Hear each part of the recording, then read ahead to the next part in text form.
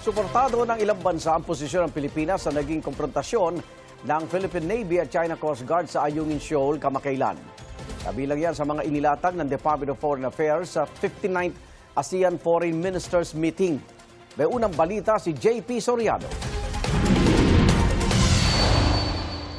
Hawak kamay ang mga ministro ng Association of Southeast Asian Nations para sa tradisyonal na family photo ng opening ceremony ng 59th ASEAN Foreign Ministers Meeting para sa ASEAN 2026. Matapos ang Foreign Ministers Meeting, inisa-isa ni Foreign Affairs Secretary Teresa Lazaro ang mga napag-usapan at inisyal na napagkasunduan ng mga ministro kaugnay sa iba't ibang issue sa rehiyon.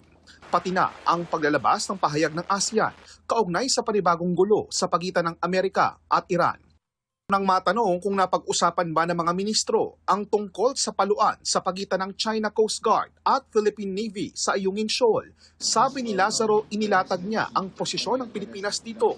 Pero wala pa raw tugon ang mga ministro ng ASEAN. I was the one who presented it as part of the discussion because everybody has read it.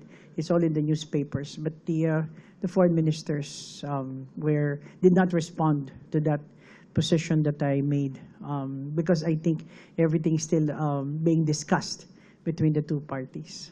Gayunman, ang pinagtuunan ng pansin ng mga ministro ng ASEAN ang pagbuo ng Code of Conduct on the South China Sea o yung COC. Almost all have really focused themselves on the development that is happening on the Code of Conduct between ASEAN and China on the South China Sea. Wala mang tugon ang ASEAN sa naging aksyon ng China Coast Guard sa mga sundalong Pilipino sa Ayungin Shoal. Nakahanap naman ng kakampi ang Pilipinas mula sa Amerika at Australia na kapwa naglabas ng pahayag sa pagkondena sa insidente.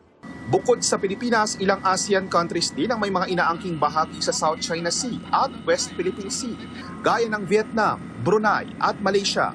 Inaasahang makakapulong ni Lazaro si Chinese Foreign Minister Wang Yi para sa isang bilateral meeting, pati na rin si US Secretary of State Marco Rubio. Ito ang unang balita, JP Soriano, GMA News.